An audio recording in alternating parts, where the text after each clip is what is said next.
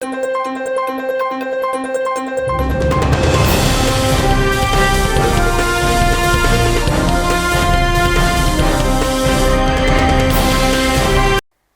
के जिला उपायुक्त निशांत कुमार यादव ने वीरवार को कल्पना चावला राजकीय मेडिकल कॉलेज के सभागार में कल्पना चावला मेडिकल कॉलेज के निदेशक, सीएमओ तथा प्रमुख निजी अस्पतालों के संचालकों के साथ एक बैठक बुलाई।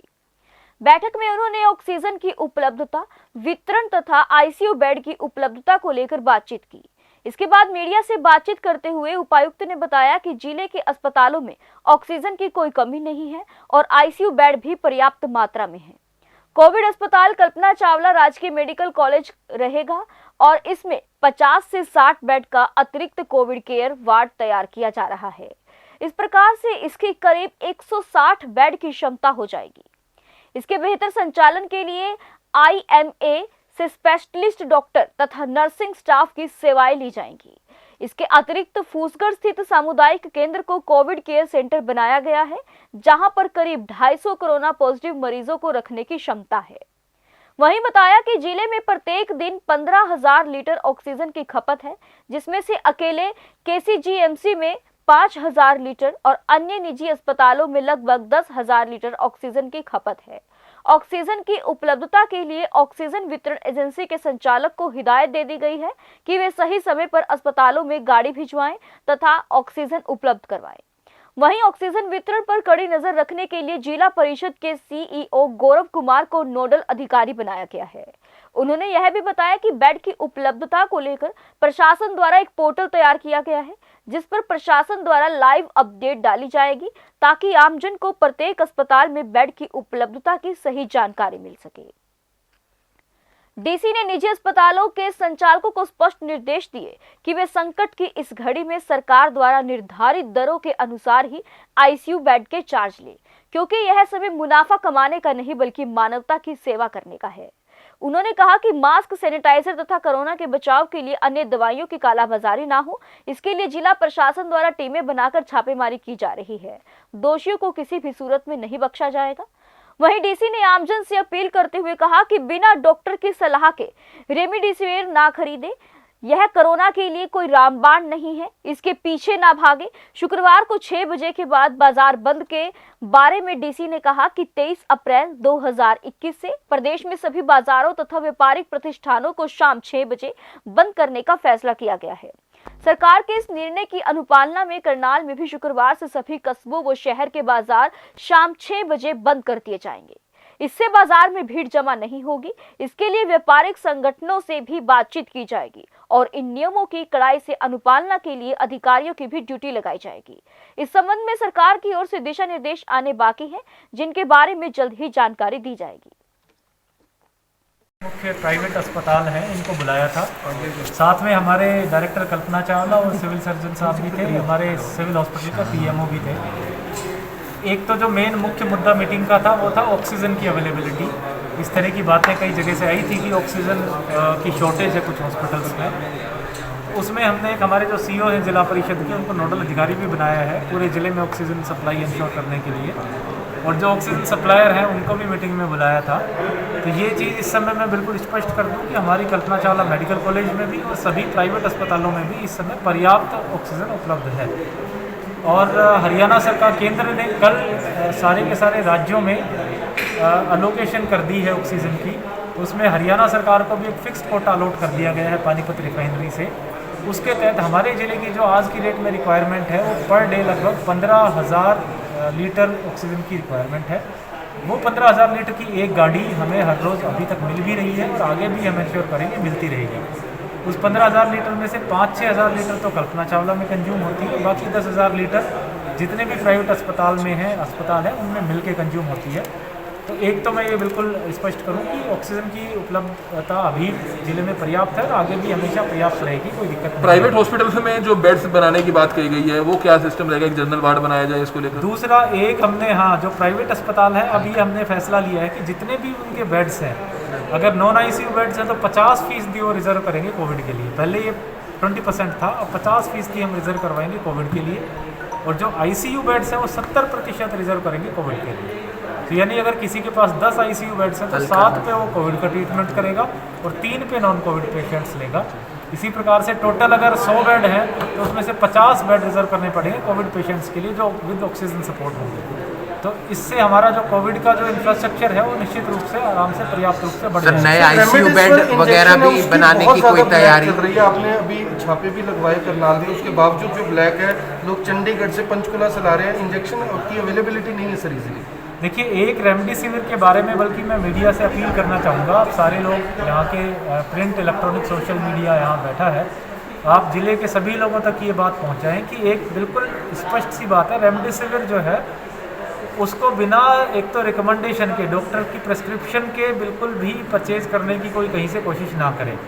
सेंट्रल गवर्नमेंट ने भी, हेल्थ एक्सपर्ट्स ने भी, और मुझे बताया गया कि एम्स के डायरेक्टर हैं डॉक्टर गुलेरिया, उन्होंने भी स्पष्ट किया है कि रेमडेसिविर कहीं भी ये मेंशन नहीं है कि कोरोना के लिए कोई रामबाण है या कोरोना के लिए कोई बहुत रिकमेंडेड है। तो जब तक डॉक्टर प्रेस्क्राइब ना करे, रेमडेसिविर के पीछे ना भागें। हमने सभी, इनफैक्ट जो प्राइवेट हॉस्पिटल के लोग आए थे, सबने भी यही कहा कि पता नहीं क्यों लोगों में बहुत ज़्यादा रेमडेसिविर की डिमांड है, जबकि उसके कई बार पेशेंट्स को ज़रूरत ही नहीं होती या उसका कोई फ़ायदा ही नहीं है। तो हमने डॉक्टर्स को भी ये कहा है कि वो बहुत सोच समझ के उसका प्रिस्क्रिप्शन करें। और लोगों को भी आपके थ्रू अपील है, क्योंकि इसकी बहुत ज़्यादा एक बबल क्रिएट कर दी गई है और ये मैसेज ये चला गया है कि रेमडेसिविर से तो तुरंत जो है हर चीज़ हल हो जाएगी। इसलिए इस चीज़ की इतना जो है डिमांड में आई है। तो आपके थ्रू मैसेज कराना चाहूँगा कि जब तक डॉक्टर प्रेस्क्राइब ना करे, बिल्कुल उसके पीछे ना भागें। ये कहीं भी सिद्ध नहीं हुआ है या कहीं भी नहीं बताया गया कि रेमडेसिविर जो है इसके लिए कोई परमानेंट इलाज है। नए ICU बेड बनाने की जो बात चल रही है उसको लेकर कहाँ तक पहुँचा है प्रशासन? तो जिले में जो एक तो नॉन ICU बेड्स हैं उनकी अवेलेबिलिटी तो अभी पूरी है हमारे पास। लगभग 370 बेड्स में से 40% के अराउंड अवेलेबल है हमारे पास। We are comfortable. जो ICU बेड्स हैं तो हमारी आज तक वहाँ दिक्कत थी। लगभग 100 बेड्स थे और लगभग 90-95% भरे हुए थे। आज हमने कल्पना चावला में 10 नए बेड तैयार किए हैं। कल सुबह से हम इसको ऑपरेशनलाइज कर देंगे और 50 नए बेड जो है, नए मॉनिटर हमने खरीदे हैं। कोशिश करेंगे 2 दिन के अंदर कल डिलीवरी अगर आ जाती है तो परसों तक उनको भी ऑपरेशनलाइज सर, एक बाजार तो इस प्रकार से करनाल के कल्पना चावला मेडिकल कॉलेज में सिर्फ 100 बेड का ICU हमारा बन जाएगा। प्राइवेट की क्षमता अगर हम जोड़ देंगे तो टोटल 160 से 170 बेड का ICU बन जाएगा, जो हमारे लिए काफ़ी पर्याप्त है। बाजारों के जो आदेश आए हैं 6 बजे तक, उसको लेकर क्या रहेगा सर? ऑक्सीजन सिलेंडर के लिए जैसे मैंने बताया कि हमने अभी सप्लायर से भी मीटिंग में बुलाया हुआ था। एक करनाल की डिमांड 15,000 लीटर की है। 15,000 लीटर की एक गाड़ी सप्लायर ने हमें एश्योर किया है कि डेली देगा और हम एश्योर कराएंगे। आज की डेट में भी जितने भी प्राइवेट हॉस्पिटल्स थे सबने बताया है कि कंफर्टेबल है उनकी पोजीशन और आगे भी ये मिलती रहेगी। जो लोग घर पे आइसोलेट है उनको महंगे लेने पड़ेंगे। 1700 रुपये का सिलेंडर मिल रहा है जो परसों 550 रुपये का था। देखिए, अगर कोई एक्सेसिव रेट्स चार्जिंग हो रही है, क्योंकि सरकार ने रेट्स फिक्स किए हैं, एक्सेसिव रेट चार्जिंग है, तो हम उस पर चाहे वो सिलेंडर्स हो या और कोई मेडिसिन भी हों, एंटीवायरल मेडिसिन भी हों, ड्रग्स हों, उन पर भी हम छापा मारेंगे, सख्ती करेंगे। जहाँ तक बाज़ार की बात आती है, आज आप लोगों को मालूम होगा कि हरियाणा सरकार ने एक नई गाइडलाइन जारी की है।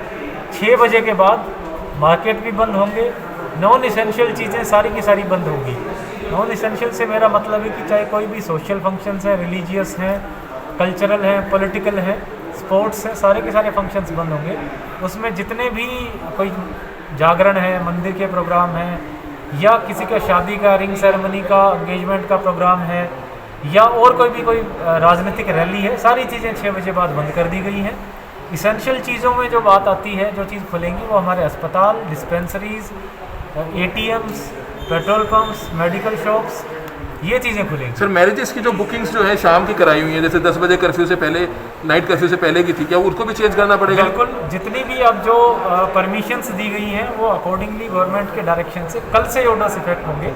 सो गवर्नमेंट के डायरेक्शन से 6 बजे से पहले करनी पड़ेगी। 6 बजे के बाद कोई भी जो है गैदरिंग अलाउड नहीं सर, जो होगी। ट्वीट किया गया उसमें तो ये लिखा गया कि अगर किसी को परमिशन चाहिए तो कंसर्न SDM देंगे, तो उस केस में जो शादी है कुछ ऐसा उसमें मिलेगी या परमिशन या नहीं मिलेगी? जो परमिशंस है वो बिल्कुल 6 बजे के बाद कोई परमिशंस नहीं मिलेंगी। जितनी भी परमिशंस है 6 o'clock से बिफोर, जो गैदरिंग्स की परमिशन थी हमारी, जो पहले भी चल रही थी, जिसमें हम 50 की और 200 की गैदरिंग्स थी वो चालू रहेंगी, लेकिन वो परमिशन जो अब तक वो परमिशन 9 या 10 बजे तक लागू होती थी, अब वो सिर्फ 6 बजे तक लागू जो है। दुकान होटल्स या रेस्टोरेंट्स के लिए क्या रहेगा सर, वो भी बंद रहेंगे, होम डिलीवरी कर पाएंगे? होम डिलीवरी हम अलाउ कर देंगे, हमने इस पे चर्चा भी कर ली है। रेस्टोरेंट्स, होटल्स, ढाबे, सारी 10 चीज़ें बजे नॉन तक? एसेंशियल आती हैं वो 6 बजे तक बंद हो जाएंगे।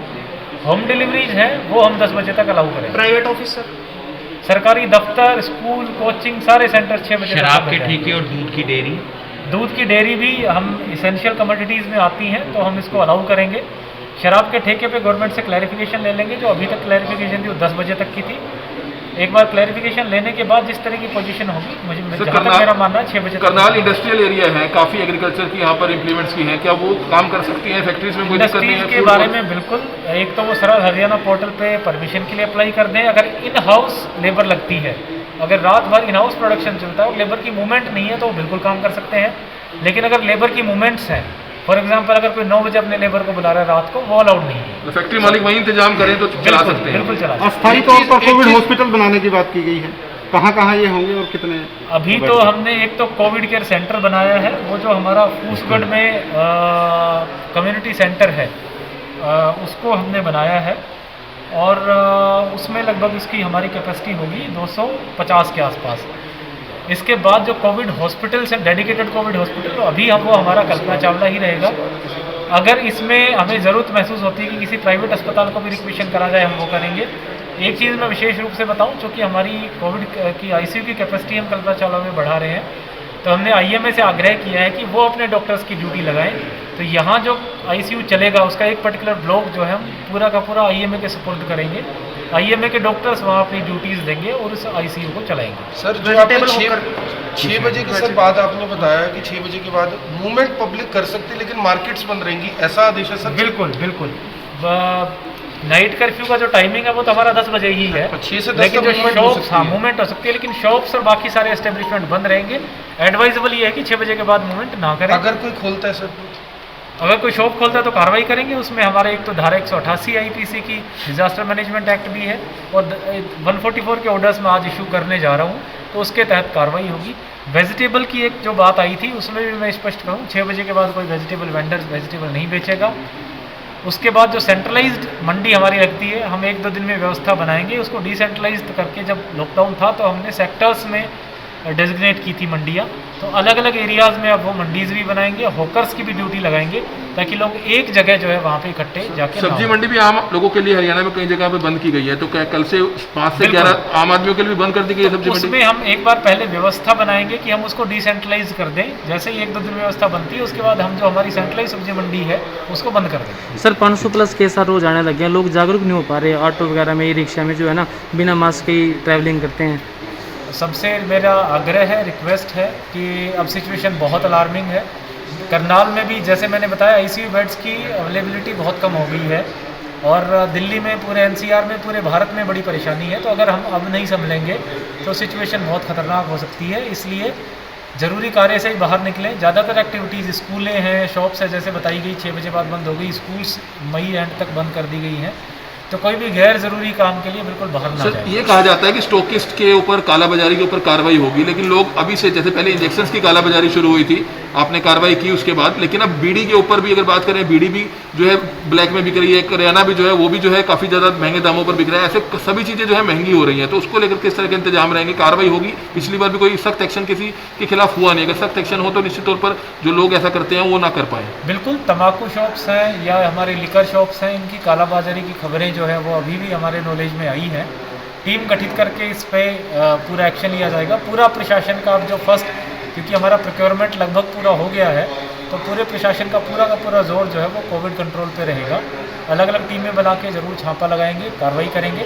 सभी मीडिया साथियों से अपील रहेगी कि ये जो एक तो हमारी जो बेड अवेलेबिलिटी की जो पोर्टल है, उसको समय समय पे आप पॉपुलराइज करें, क्योंकि उसका लाइव अपडेशन है, ताकि लोगों में पैनिक ना फैले कि बेड्स खत्म हो गए, ऑक्सीजन खत्म होगी। अगर हम लोगों में ये विश्वास दिला पाएँ कि हमारे पास पर्याप्त मात्रा में बेड अवेलेबल हैं, तो लोग कम से कम पैनिक नहीं करेंगे, नंबर 1। नंबर 2, जो कोविड अप्रोप्रिएट बिहेवियर है, बाहर ना निकलना, मास्क पहनना, सोशल डिस्टेंसिंग मेंटेन करना, वो भी मैं मीडिया के साथियों से आग्रह करूंगा कि लोगों तक पहुंचाएं। और नंबर 3, जो अननेसेसरी एक बबल बना है रेमडेसिविर और बाकी कई सारे ड्रग्स के बारे में, वो भी आप ये प्रेस्क्राइब करें, आगे बताएं, पॉपुलराइज करें कि बिना डॉक्टर्स की प्रिस्क्रिप्शन के उस पर अननेसेसरी उसके पीछे ना भागें, उससे बिना वजह जो है पेशेंट्स को परेशानी उठानी पड़ती है और उसका कोई फ़ायदा नहीं। सर, गृह मंत्री जी का जो ट्वीट आया उसमें मार्केट्स के बारे में लिखा है, तो हाईवे के होटल रेस्टोरेंट का क्या रहेगा? क्या 10 बजे वाली गाइडलाइन रहेगी? 6 बजे वाली ढाबे, रेस्टोरेंट्स, होटल जो है हम 6 बजे इसको बंद करवाएंगे और कल से शर्तें लागू होंगी। रूम फैसिलिटी डिटेल्ड जो है ऑर्डर्स इसके मैं जारी कर दूंगा। जहाँ जहाँ ऑक्यूपेंसी और रूम फैसिलिटीज़ है उसमें कोई दिक्कत नहीं है। होटल्स वगैरह में अगर गेस्ट रुका है वो बिल्कुल रुके, ऐसा नहीं है कि उसको 6 बजे अपने गेस्ट को बाहर निकाल देना है, ऐसा बिल्कुल नहीं है।